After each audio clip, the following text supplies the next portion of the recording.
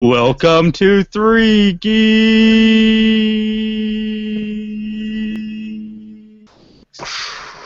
Welcome to the Three Geeks podcast. My name is Jay, joined by Philip, Mike, Dan and Rondell, and Max. How's it going? You can move up closer, buddy. I don't have cooties or anything. Anyway, welcome to the Three Geeks podcast. We are trying something new tonight. We've got a little ghetto phone rig set up. So you can tweet at us any of your questions, comments. Philip is monitoring the Twitter sphere. And call us at 1-814-313-GEEK. Thank you, Amit, for getting this all set up for us today. We appreciate it, buddy. Let's start with the Captain America Civil War trailer. Hold on. First, I forgot my plugs. What am I doing? I'm acting like I'm a fucking first day on the job. First time podcasting, buddy. Check out Mike at youtube.com/Mike McG TV. Follow Mike on Twitter at Mike McG Music. Follow us on Twitter at 3 Geeks Podcast, where you will send in any questions, comments, concerns. And I also want to send out a quick shout out to Podern Family.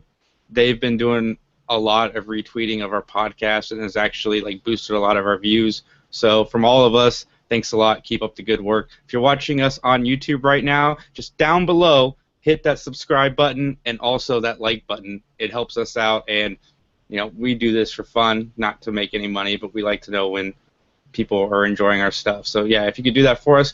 Now on to Captain America: Civil War. Yeah.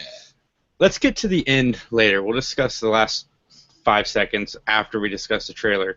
Max, what did you think of this Captain America Civil War trailer? I liked it. Again, I'm of the less is more mentality. I've kind of had a backlash against trailers recently, but this one wasn't bad. You obviously get the big reveal at the end. It gives you a little more of the kind of the heart of things. Shows you it's a little more of the struggle between Tony and Steve, and yeah, I don't know. I liked it. I'm so down for this movie to come out. I feel like this is the craziest. We're about to enter the craziest. You remember when Remember when Iron Man and the Hulk and Batman all came out in the same year? Do you remember when that happened? You were like, "This is the craziest shit to happen of all time." You remember when you said that? And then now we've got Daredevil dropping. We've got Batman versus Superman. We've got Captain America 3. I mean, we've got what's the other one? Doctor Strange. Doctor Strange. Deadpool just happened.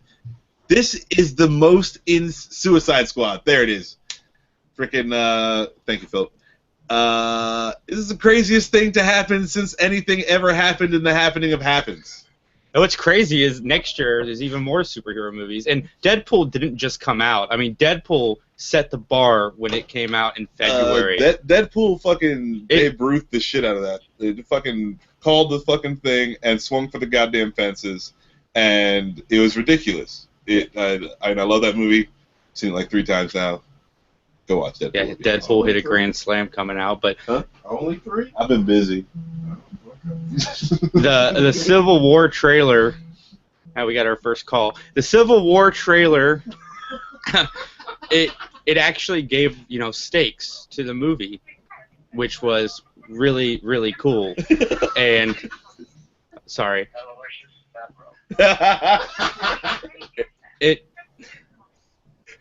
What's happening? Like I said, new technology. It set stakes. It wasn't all jokey and fun. It was stakes. So, yeah, I'm pretty happy about God. it. I knew it was gonna fail. Dan and Rondell, your thoughts? What does Max have a backlash against? Love the trailer, like I said, I was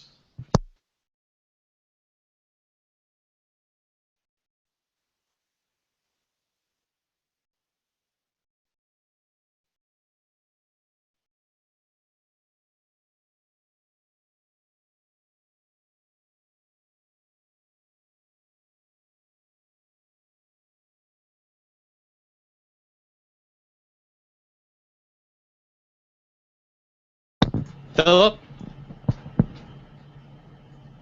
Yeah. Philip? Your thoughts? I definitely liked it.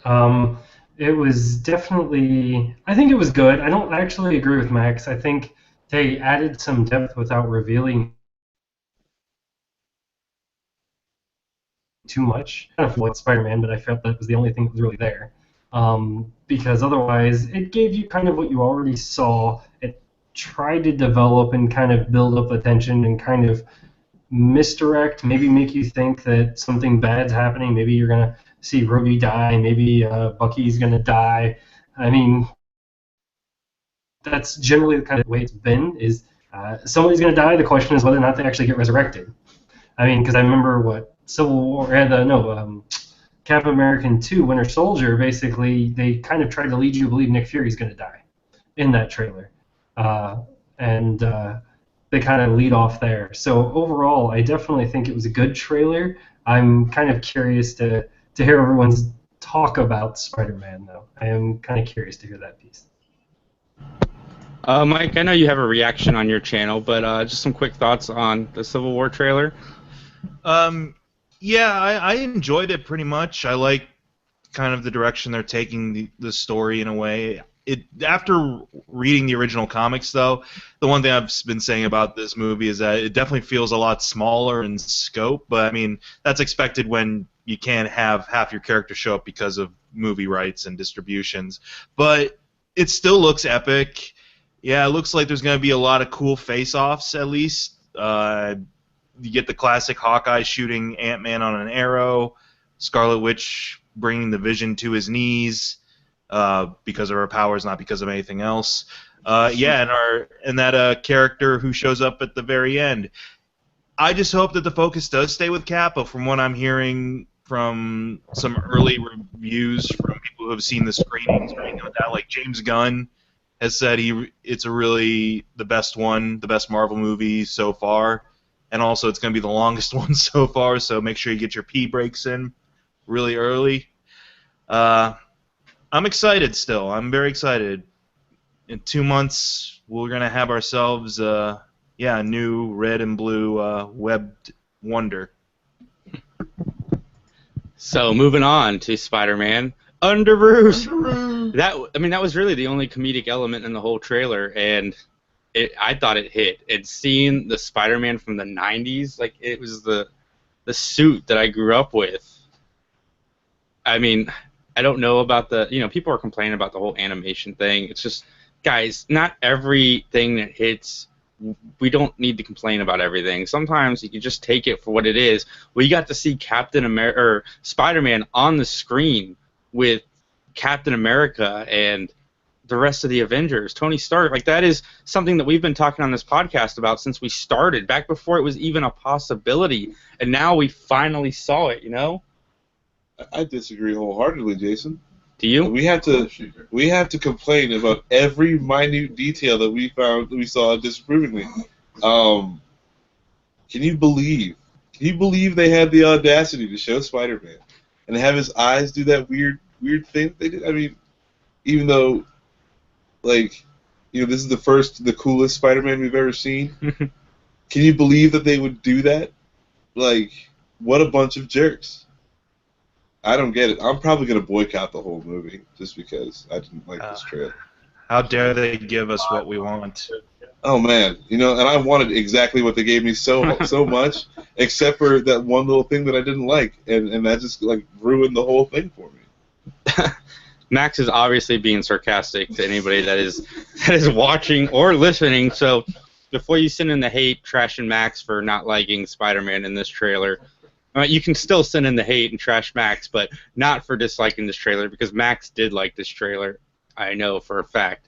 But Rondell and Dan, seeing Spider-Man with the rest of the Avengers, it's like a childhood dream come true. I mean, what did you guys think about that? It looks good. I want to see the movie now. Rondell? Wow, that was a Rondell answer. I love seeing Spider-Man. I'm ready for the movie. My family's ready for the movie. We're about to go through another Marvel marathon. We're excited. We're going for it. I have Who the fuck are you? I was just about to say, Rondell today has said more words than he has said on all of his podcast appearances combined. It's been a while. I'm making up. It is official. Captain America 3 is going to be the greatest movie of all time because Rondell said like 35 words about it. It's the Citizen Kane of comic book movies. Philip, your thoughts? I definitely thought he looked good. I kind of can't wait to actually see kind of more, to see kind of how they actually make him look. Because at first, when he came on the screen, I thought he was a little too much CGI, but we'll see. That could have just been the touch-up at the end. I think for adding the eye effect, which I actually thought was actually kind of interesting. It was a way to differentiate the character from the other ones. And I thought that was an interesting thing. And then the fact that they actually showed off web shooters, I thought was also interesting. Jason, you there? It was focusing differently, right? Didn't it? Anybody? What? A little bit. Do you think it looked like some sort of weird Stark tech? Yeah, it sounded like, because you could actually hear noise when it was happening. Yeah. And that would make sense why he was on the team. Mike? From what I gather, it's that. Yeah, from what I gather, it's that Spider-Man is like an up-and-coming hero, and he starts out kind of just street level in a way, and Tony Stark kind of takes him under his wing, is the alleged rumor, and so that would make sense that he would redesign his outfit and give him like the focusing eyes and everything, the expressive mask in a way. So yeah, I'm excited. It's definitely going to be something we haven't seen before, with the fact that it's going to be a Spider-Man that's part of a larger world. It's not a Spider-Man who's kind of hung up on his own self-contained universe. He's going to actually be interacting with other peers, and I'm excited to see what Tom Holland can do with the role. I just kind of hope that his inclusion in the movie isn't overshadowing the fact that this is supposed to be a Captain America movie. That's always been my hesitation about the movie, is the fact that you're showcasing everybody in this, but at the same time it's still got to be Cap's story. And I just hope that they maintain on that throughout the movie, that no matter Black Panthers or more Vision and Scarlet Witch and the introduction of new Spidey, that used to this. All right, Mr. McConaughey, you've been rumored to be in a lot of Marvel films, and you've been rumored to play villains. It's just never worked out. But what do you think of the Spider-Man reveal in the trailer? All right. You know what I love about Spider-Man? I get older, he stays the same age. By the way, I'm really Black Panther.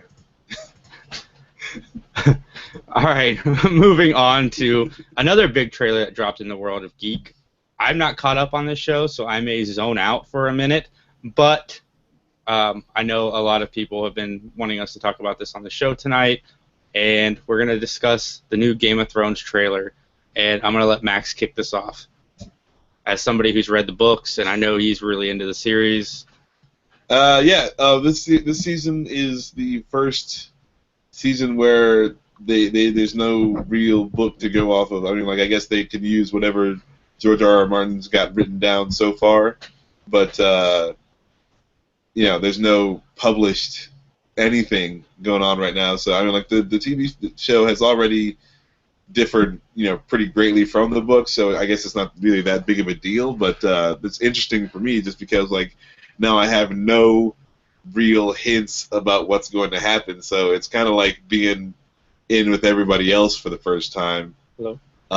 When the Red Wedding happened, I knew it was coming, but it was still pretty graphic to see on live. But I knew it was coming versus people who had no idea what was going to happen. It was much more shocking. So now when that crazy stuff goes down, I get to be part of the fun too. So that's pretty cool. I'm looking forward to that. And the trailer was awesome.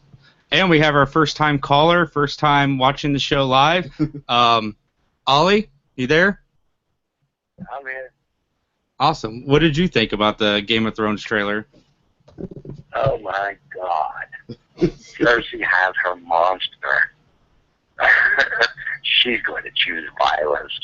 Oh, I'm just so excited about this coming up in April. It's going to be amazing. There's so much there. Melisandre, Jon Snow. Oh, well, did you see Jon Snow ghost? His ghost dead. Max, what do you think about that?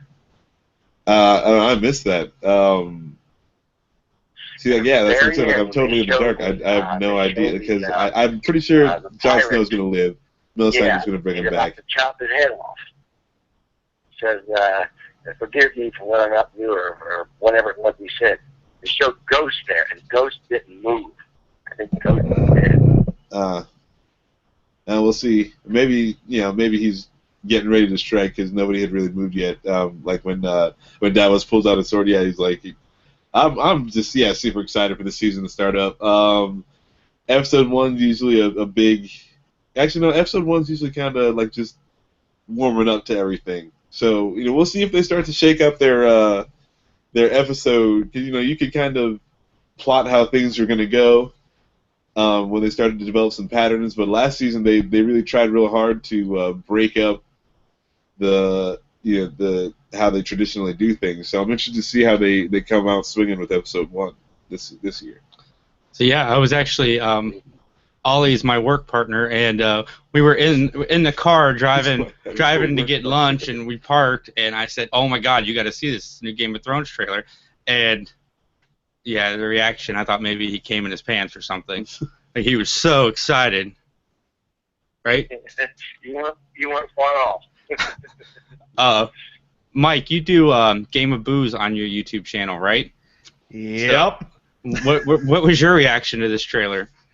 I'm gonna have to stock up on some pretty strong whiskey. If anyone has a recommendation for a very Game of Thrones or Westerosian type of whiskey that I can be doing shots to while I'm watching the episodes live, let me know in the comments below or tweet them and retweet it to me and so forth, because I'm always excited for Game of Thrones, and I just started this Game of Booze drinking game a couple of years ago after Joffrey died, and I realized I was having such strong responses to things.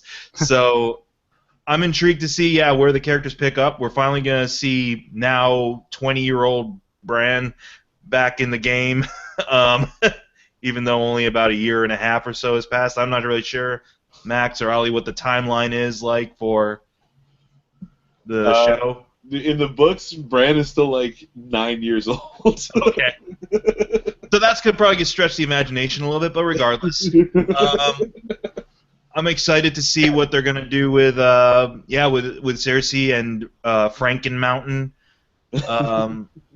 It's going to be pretty fun to see the mysteries kind of unravel a little bit more, and it really finally feels like they're finally moving along with the show. Sometimes I kind of feel like it gets stagnant in the middle of a season or so, unless something like a Red Wedding happens or a Joffrey killing. But it feels like the show's hitting a really good stride. It has a really good stride going since the last 2 seasons, I want to say. So, yeah, recommend me a good whiskey to be shooting to. Mike, just real quick, a plug to your channel. For those that aren't familiar, what is Game of Booze? It's a drinking game where basically you could do it for yourself in real time. I just kind of post the highlights on my YouTube sites of videotaping myself drinking while watching Game of Thrones, and I have certain rules such as you pound a beer in the opening credits because the title sequence is that long enough you can do it. You pound a beer if a character who's been on the show for more than 1 season gets it.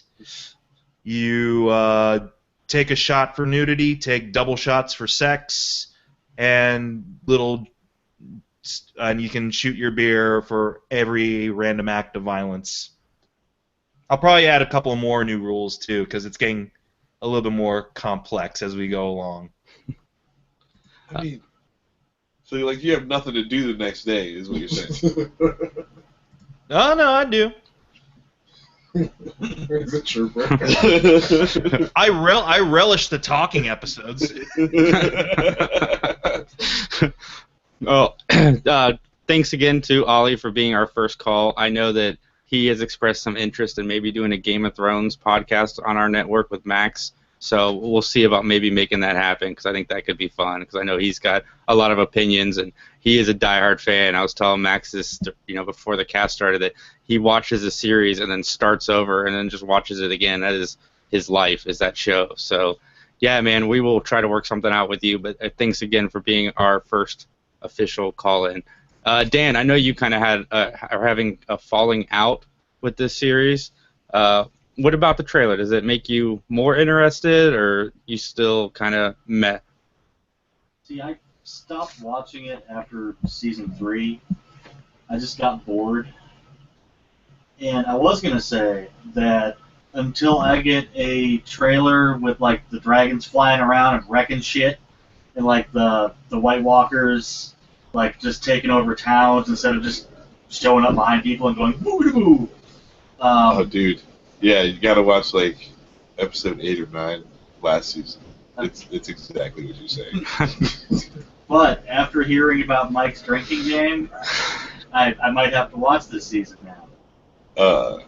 Yeah, watch last season for sure, because you get exactly what you just said. Like, But how long? I mean, even in this trailer, there's like a dragon going, "Grrr," and then at the end there's a White Walker that's just like, bam, just like and that's you it. gotta get the whole story, man. But like, it pays off. Like they give you everything you just asked for, literally.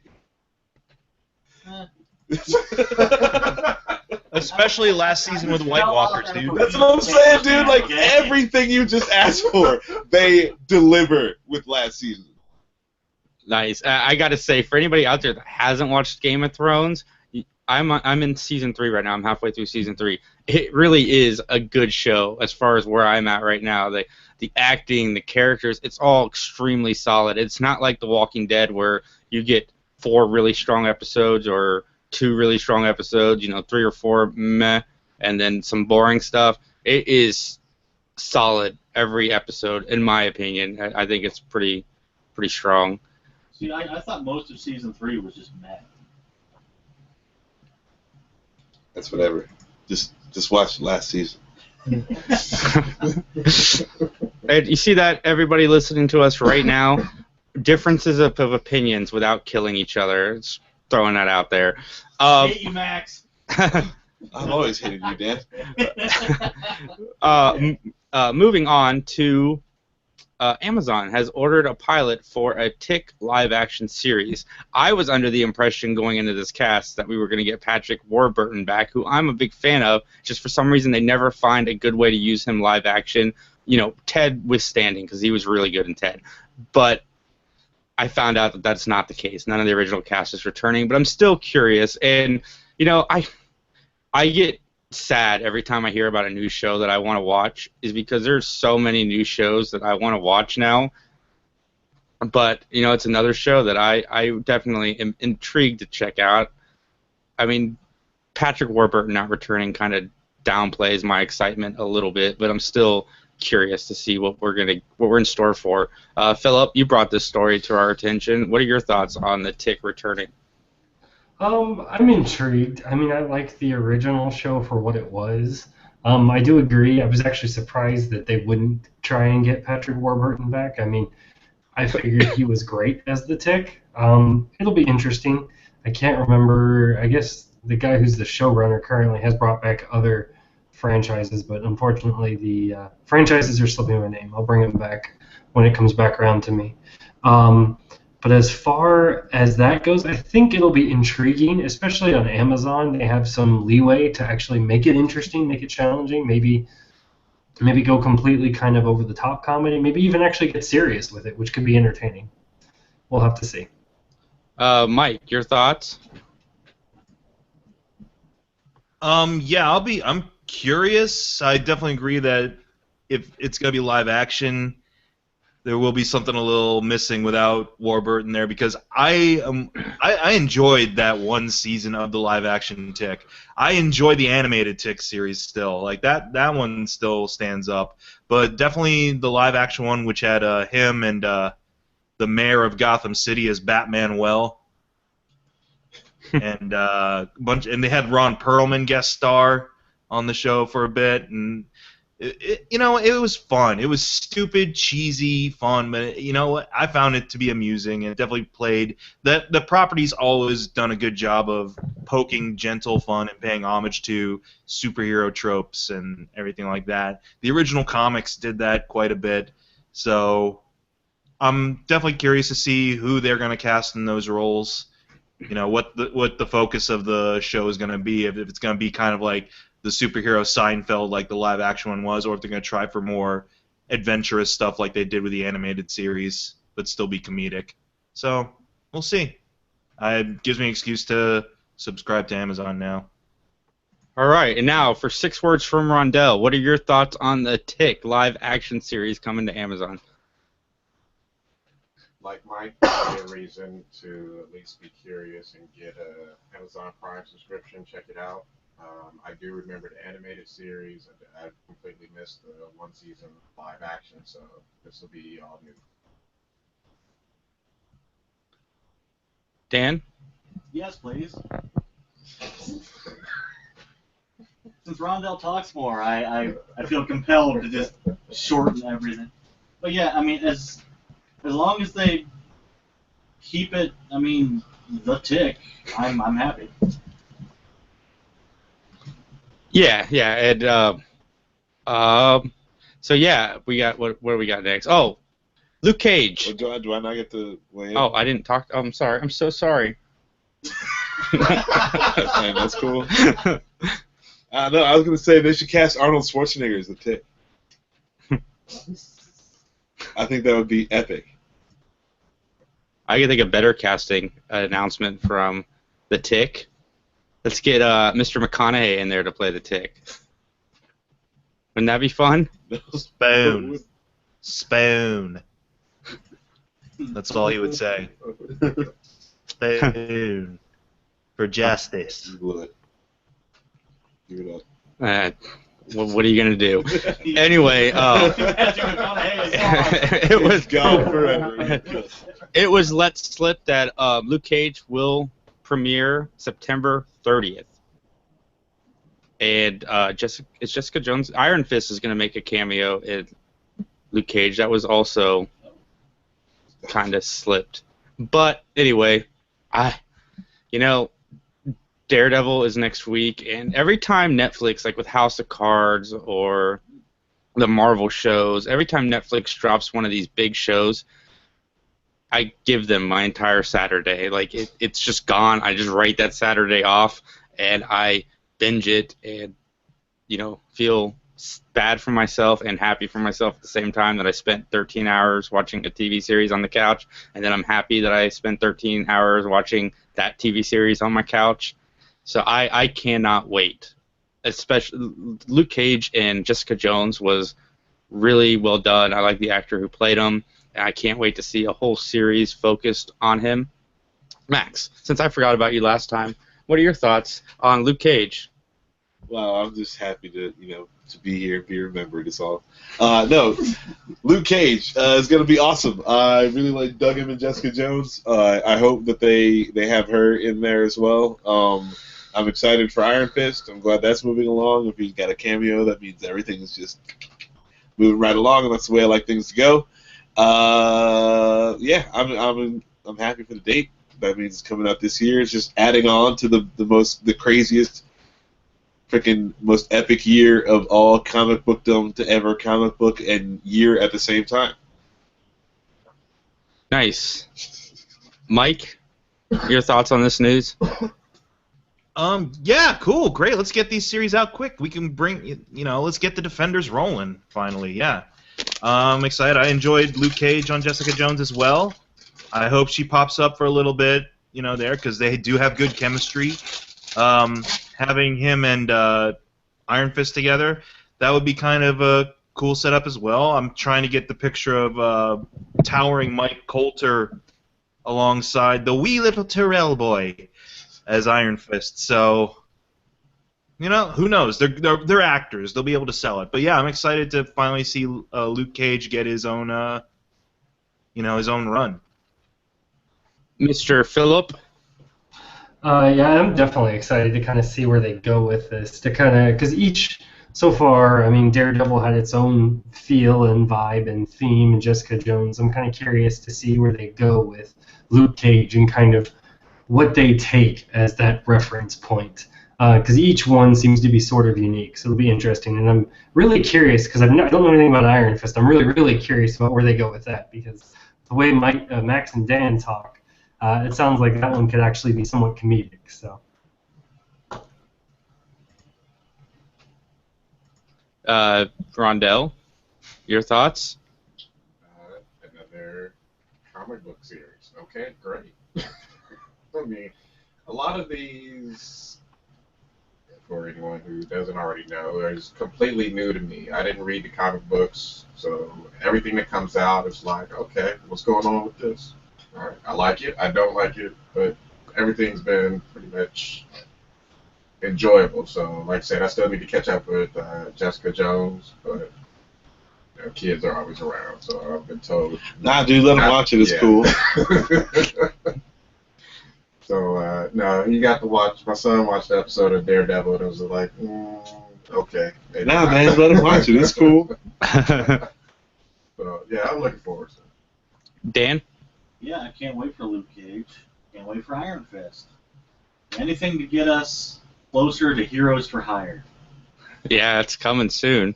That would make me like the happiest Netflix viewer ever.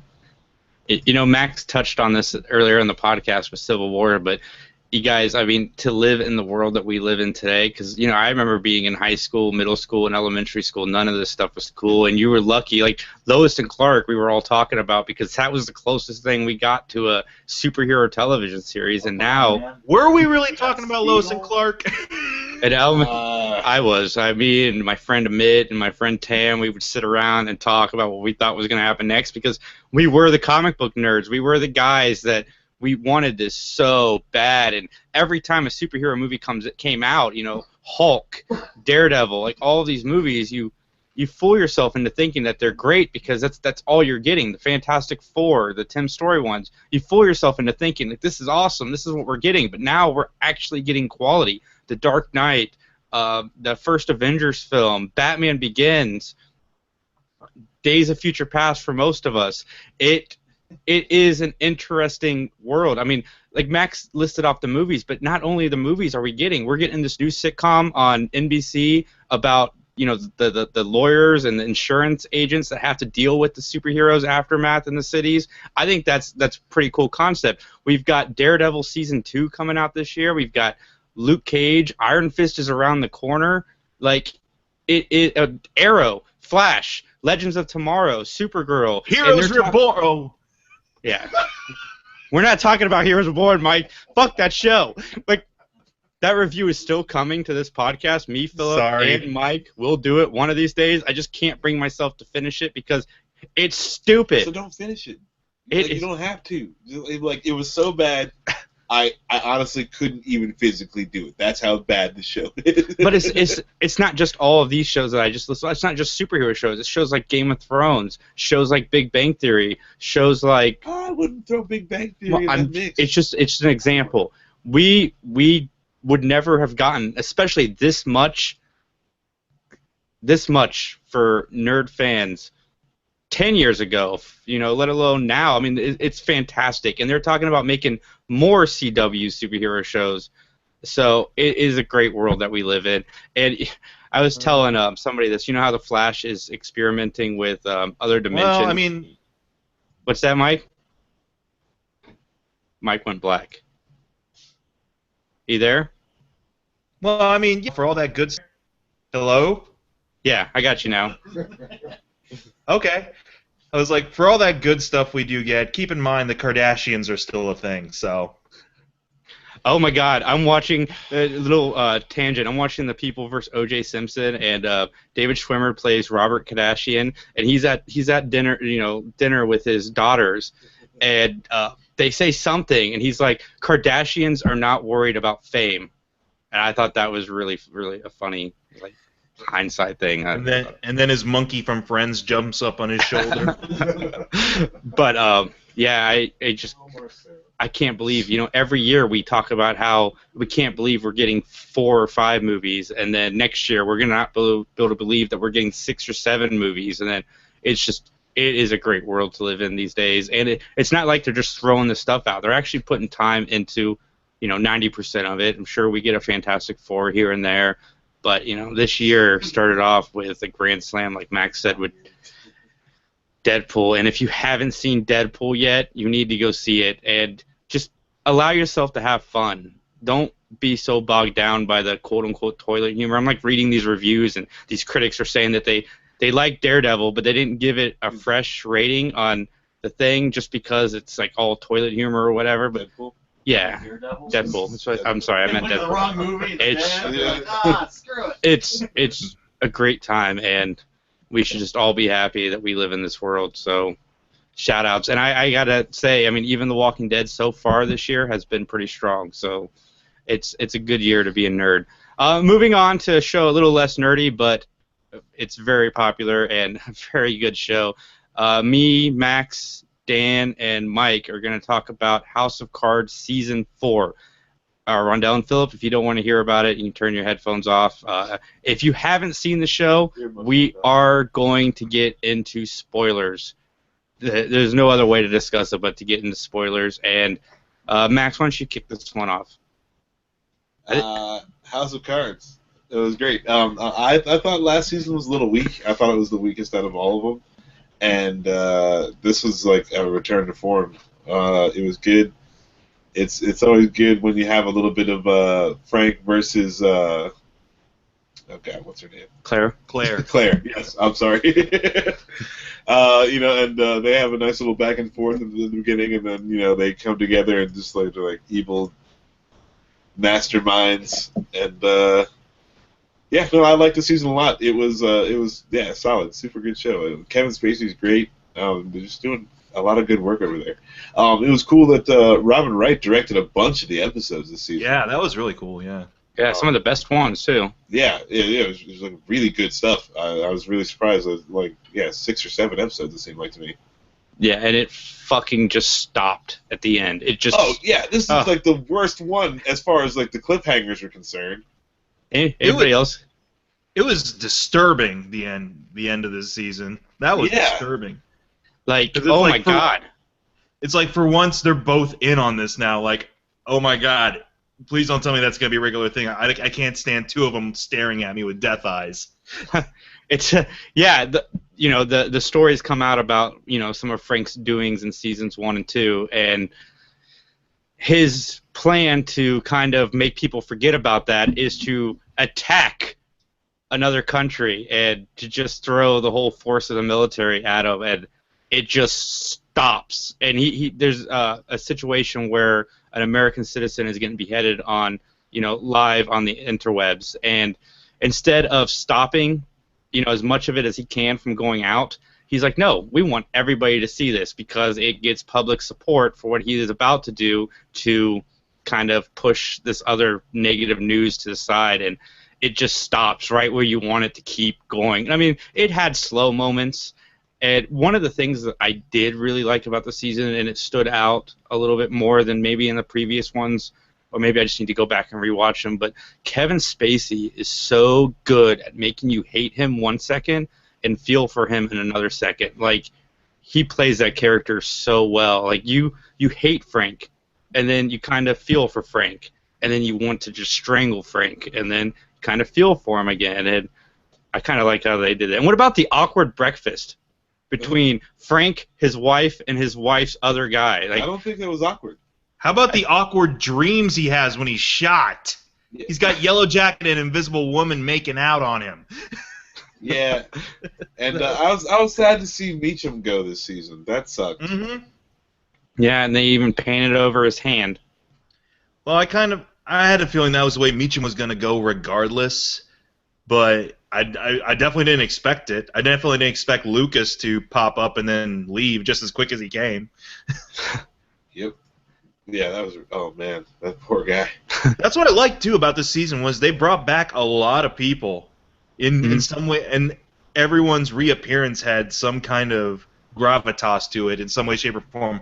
Whether it was former President Walker showing up to kind of be like, "Beware," kind of like he was like Jacob Marley in a way, being like, "This is my penance for what happened to me and associating with Frank." But beware, man, look out. And then to have Corey Stahl and Kate Mara show up in that fashion and just be Twin Peaksy as shit. If you got any questions, comments about House of Cards, go ahead and tweet at us at 3 Geeks Podcast. Dan, what were your thoughts on the 4th season of House of Cards? I liked it a lot. I thought it was a little uneven, a lot of slow parts into it, but I really liked it. And you guys pretty much covered most of anything I was gonna say. So there you go. What'd you guys think of Joel Kinnaman as kind of the rival of the season? I don't like that guy. Isn't that guy RoboCop? The new one? Yeah. I don't like that guy. That's why I don't like that guy. Yeah. I think he's got a little pea head. Like, his head is too small. It's weird. It's off-putting. His shoulders are so broad and his head is so small. He did a good job of making you want Frank to stay on as president. It's like, this guy is just as douchey as the other guy. He's just a whiny little. Yeah, I think that was the intent too. It was kind of like he's this social media savvy, like all around great family man for the cameras, but then like behind closed doors, he's like talking shit to Frank all the time and everything like that. I'm like, oh, now I'm rooting for Frank to take this guy down. Oh, he's totally going to. And that wife is super hot though. Oh yeah. I did notice something. And British. I did notice something in this season. They made it a point to say that Frank has only been in office for 2 years, because in the presidency, if you've inherited the White House and it's been for 2 years or less, you can still run twice.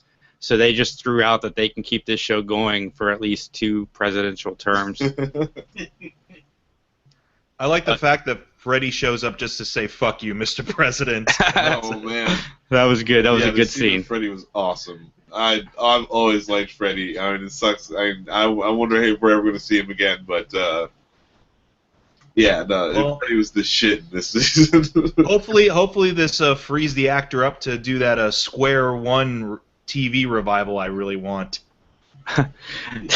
They what was I gonna say? Oh, so I my wife's not really into this show, so I watched a lot of it with my sister-in-law, and we watched season 3 and 4 together. And she really liked 3, and she didn't think 4 was as strong as 3, but she has not seen seasons 1 and 2. And one of the things I liked about 4 so much is it drew back a lot of the first 2 seasons into the storyline with him trying to expose the events of the first 2 seasons, and it was really good. If you were to score it, Max, what would you give it? This season for me gets I think it's a solid 7. It's a solid, just fun to watch season. Definitely go watch it. Mr. Dan? 7. You know what's funny? I think last year when we did House of Cards season 3, we were new to this whole YouTube reviewing thing, and I think we've gotten slightly better at it. But I think we all gave it 9s, season 3. I'm pretty sure we did. I think somebody actually gave it a 10. I don't know which one of us that was. No. I'll have to go back and listen. But yeah, to reevaluate, season 3 I would probably give a 7.5, and I thought season 1 for me would be a 9 because I thought it was really, really solid. So season 4 is somewhere in the middle. I'd give it probably an 8.2.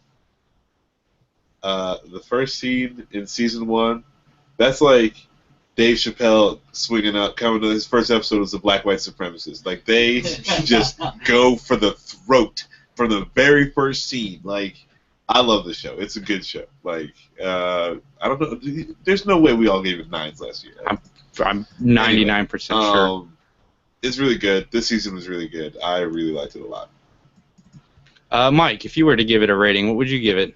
I'd probably give it 7.5 or an 8. I really enjoyed it. I'll admit there are some slow moments, and I did have kind of an issue of the one character I kind of wasn't behind 100% of the way through the season was Doug, honestly. I mean, he's good, but I felt like, okay, are we resetting this story about Doug being emotional about something?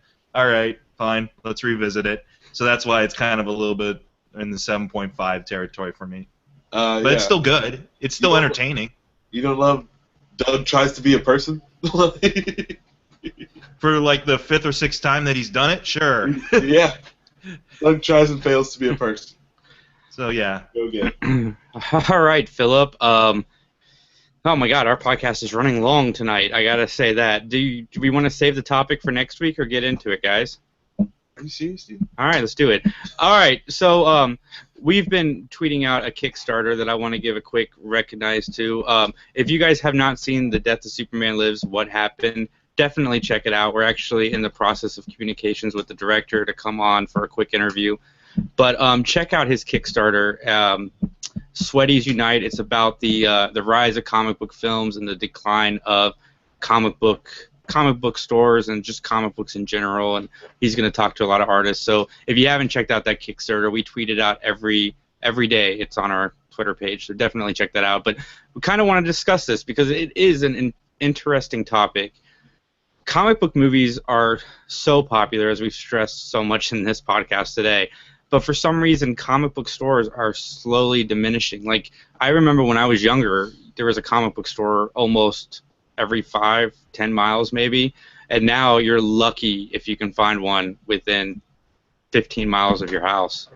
And it's kind of a sad state of affairs. You would think that with the superhero movie genre moving forward and getting higher, that the comic books would kind of pick up some of that traction.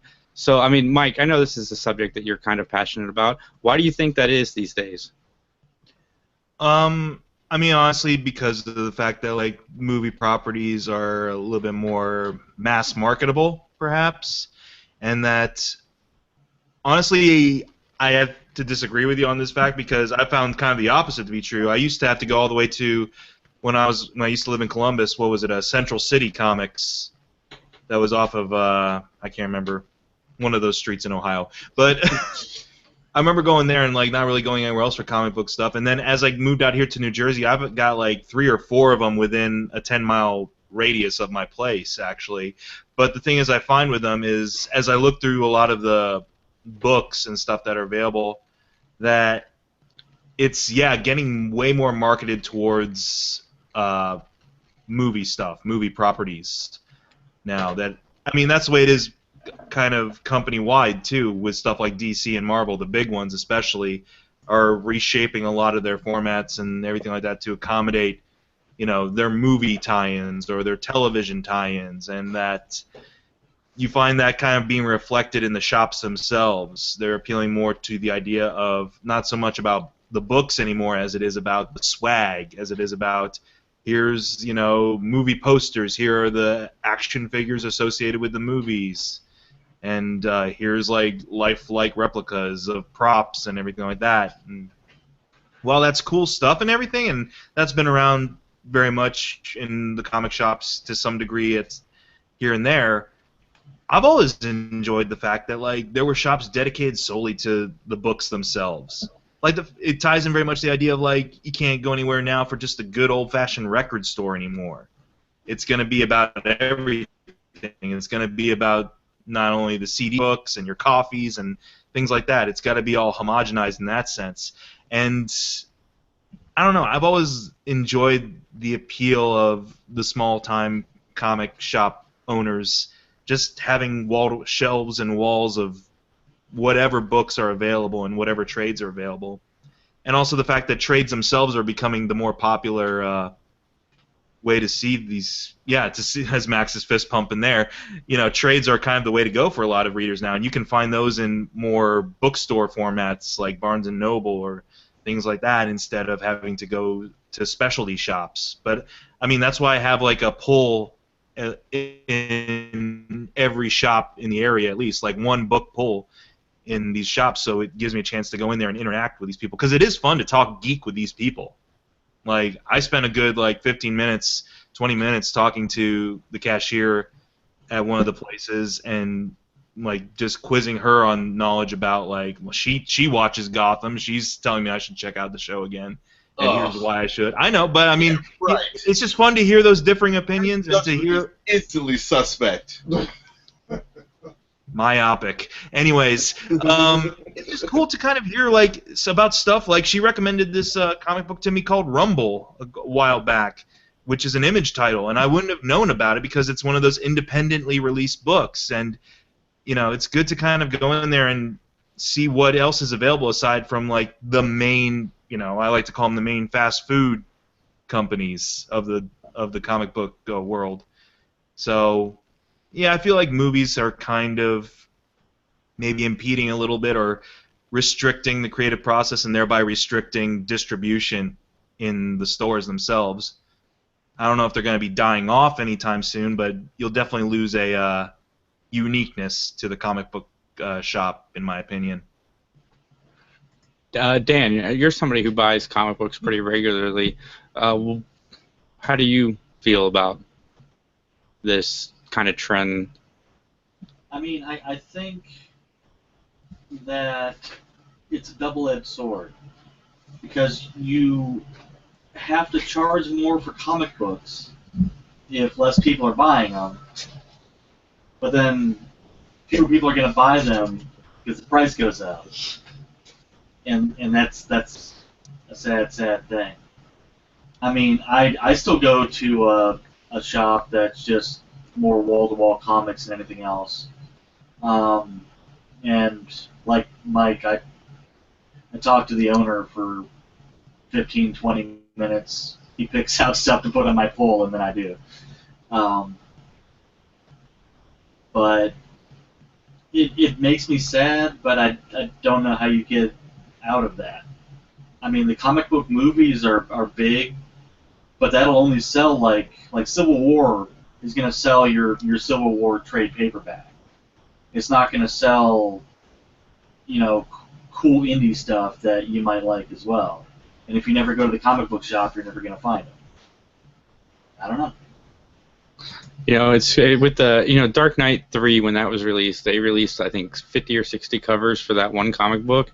When a company does that, and they the comic book stores obviously want to carry them all because you don't know which one the fans are looking for. But when they have to order 50 of the same book just for different covers, it takes away from them being able to order more of the independent stuff like Dan was saying. But I'm somebody who used to go into the comic book store and I'd have 40 books on my pull account, and I would spend $80-$90 a month on comic books. And if I were to go into the comic book store today with that same pull list, I would be spending closer to $200 a month in comic books. One of the reasons I kind of bowed out is they keep constantly rebooting the universes. Because I'm somebody, I like the mainstream stuff. I like the Supermans. I like the Batmans. But you get into a storyline and then they start fresh again. And then you get into the storyline, then they start fresh again. It kind of gets annoying in my opinion, and I kind of wish that they would kind of go back to the way they used to do it. Not every comic book was serialized back in the 90s or even the early 2000s. You could buy one comic book and it would give you a whole story. Nowadays you can't. You buy one comic book, then you've got to buy the next, and then you've got to buy somebody else's book to kind of find out what's going on in this story, or this book over here to find out what's going on in that story. And I kind of wish they'd simplify, and I know DC's working on that a little bit with their new Rebirth thing that they're doing, where they're going to bring back the old numbering system for Action Comics and Detective Comics and kind of lower the prices on some of the new number ones that they have coming out. So we'll see if that works, but it's just another reboot in my opinion. I think one thing also too that we have to consider is the online distribution of the material now too, and how that affects stores and chains as well. In the fact that now it's just accessible with a click on your phone. Yeah, what's crazy though is Batman is one of the highest selling comic books. It gets 100,000 purchases per story. It seems too low to me. Like 100,000 Batman comic books sell in a week, or you know what I mean, the weekly issue. I don't understand. Max, you're somebody else who you got me into trades. You're like, man, check this out. It's kind of an easier way to value, because if you're going to waste $800,000 on comic books, you might as well get more bang for your buck. I don't like single issues. I hate waiting every month for a piece of the story. I'd just rather wait until the whole thing's done and then read it all at once. So I'm totally down for trades taking over. And just like Mike was saying, that was going to be my main point, is that with the internet and the way things are being purchased now, shops in general need to change it up. They're going to have to find a kind of different way to do things, and it sucks because most comic book shops are not mainstream shops, so they can't, they're not big enough to weather the storm of figuring out how to find that peaceful medium, and how to make more, make the most money and still, sell, or have the items they want to sell. A question for you guys. I don't know if they do this in your area, but do some of the local comic shops that are still around, do they have kind of tie-ins with things such as like Belly and stuff, or have like promotions where if you come in and purchase things, you earn like points, and you can keep adding them to your account so you can like get like bigger products, or $20 off of a purchase and things like that, or anything like? Are there any like promotions, cross promotions like that going on in your guys' shops? A couple shops have been to just give you a discount when you add more items to your pull. So like if you have 10 titles on your pull, you get 10% off at the store or whatever. Mm-hmm. But that's really about it. I don't know if anybody does anything else. Dan, does World's Greatest do anything? No, it's the same thing. Like if it's on your pull, you get a percentage off. A lot of these comic book shops have just become Magic depots for people to play Magic cards. And I went into Comic Town the other day, and that place used to be wall-to-wall comic books, and now it's pushed off to half of the place, and the other half is just people playing Magic. Yeah, that's the way it is over here. I have a shop nearby where I live that it's a big space, but half of it is dedicated to just long tables for people to come in and play Magic on, and then they'll have like 2 widescreen TVs set up or flat screen TVs set up for movies to just run whenever, and then it seems like comics and action figures and everything are all in one corner, as opposed to like that used to be the whole shop. Yeah. Times they are changing. You just gotta, because now when you're thinking about, like Cards Against Humanity and a lot of like the board games are coming back and stuff like that, so you got to think of, you change the shop up for that. Have some stuff going on. Yeah, you have to push the comic books to the walls, but make sure the walls are covered with comic books. Get them out there. And you start doing Warhammer, and it takes up your entire store, and you got to get the whole strip going. God, I wish Warhammer wasn't so expensive. Yeah, me too. I kind of want to get into that. Fun. I've heard. Yeah. Anybody have? Oh, Rondell. Jeez, I keep doing this. What are your thoughts? Yeah, it's really weird. My opinion on this. I've never shopped in a comic book store, so lack of seeing any, I would have no clue. What is wrong with you, Rondell? Rondell is new to the geek culture. I've kind of been helping him light that fuse a little bit more, but it's working, man. He sat down, he watched the JJ Star Trek, and we've watched some Firefly together and some other stuff. So he's slowly getting more and more in tune with the culture, and I think he's enjoying it. But yeah, man, there used to be a comic book store right down the road from where I live, and I remember going up there all the time with my buddy. Like Mike said, it's so much fun, and one of the reasons that we decided to do this podcast was just so we could get on here and just talk with our friends about the stuff that interests us in the nerd world. Be able to theorize and just shoot the shit about superheroes. And going into the comic book store, you get that interaction with the guy behind the counter who's just as into it as you are, and it's fun. And I really wish there was one a lot closer to me than there is, and so because I'd be there every day. I really would. It'd be awesome. You'd be there every day? That's right. The 3 Geeks comic store. Maybe that'll happen. 7 hours in the place. You probably use the bathroom. Oh, I gotta go. Yeah. Oh my God. Me and Tam, man, we would go to the comic book store from 10 a.m. to 8 p.m. Just hang out and buy comic books and read them. Oh, it was a good time. But don't you have a job? I do now. I didn't then. You're saying I'd be there again. Like, shouldn't you go to work? I could go on my one day off that I'm not streaming a Netflix show. But anybody have anything else to add on the subject? Go buy comics, people. Go buy real comics.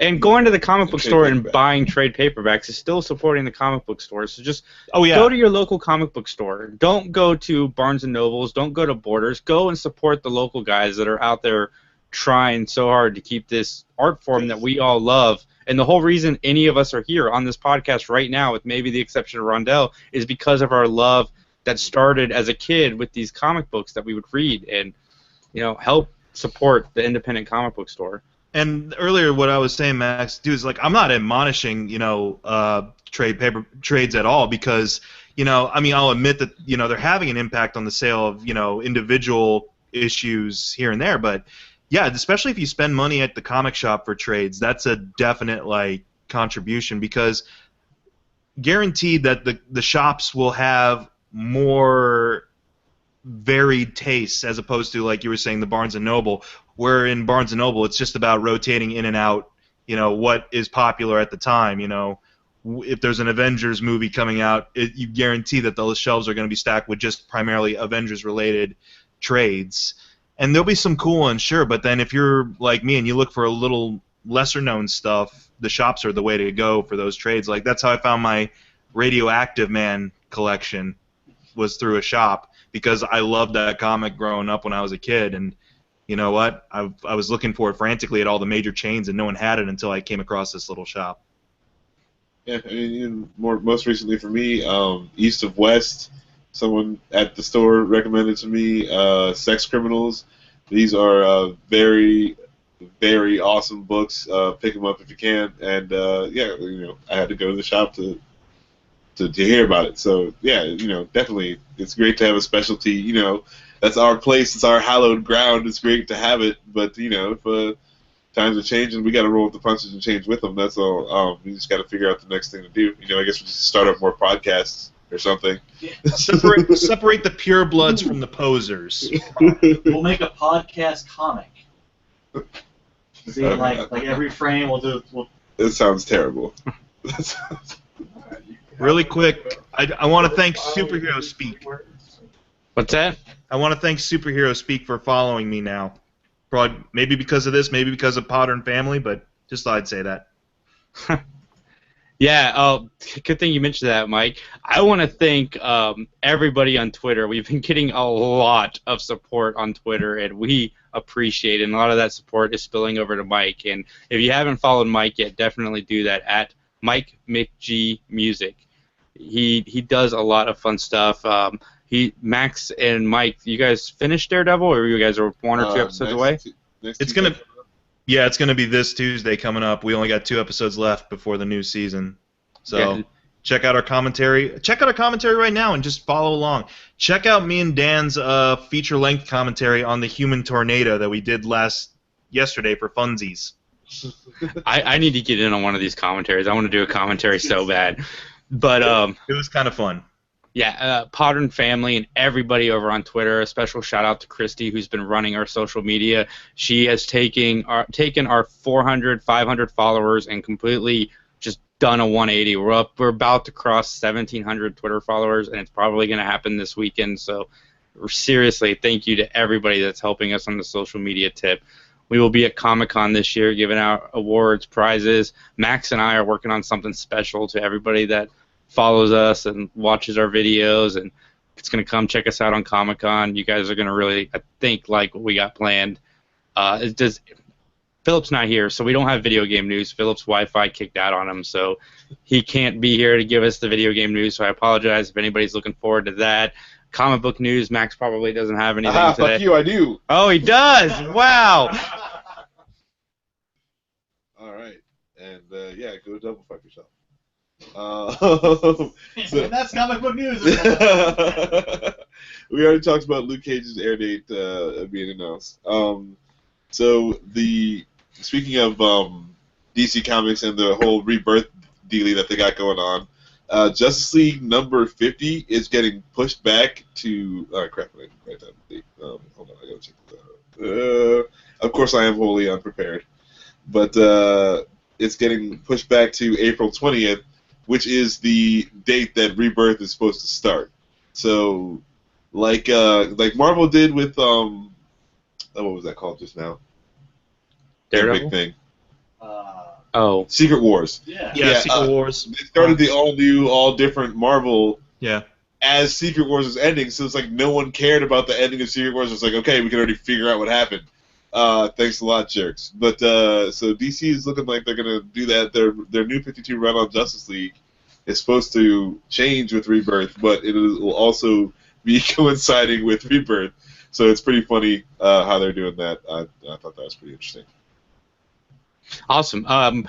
We have not discussed this, but I'm getting tired of all of us pushing back Comic Book Club, and it's my fault as much as it's anybody else's. Comic Book Club will return April 15th. You're a liar. It's gonna happen Saturday, April 15th. We're not gonna do it the way we did it before. We're not gonna all meet in a public spot. We're gonna do it on here. So if you have any interest in, we'll get the books out on our Twitter feed sometime in the next couple days.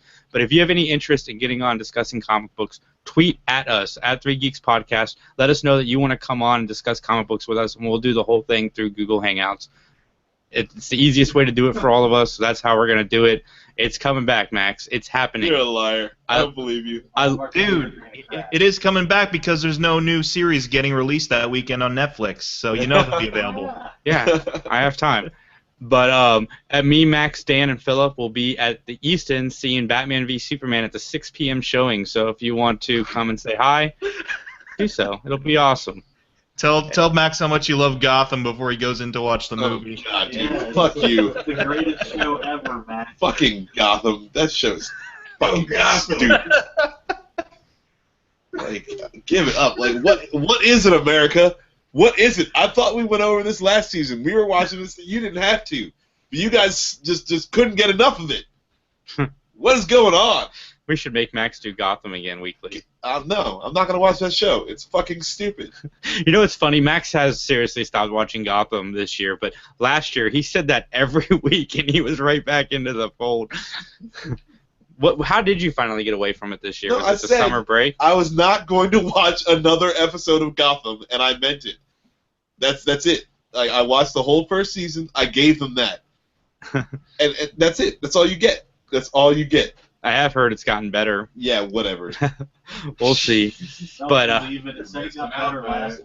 All right, Rondell. Hey, you say more than 8 words about it right now, Rondell.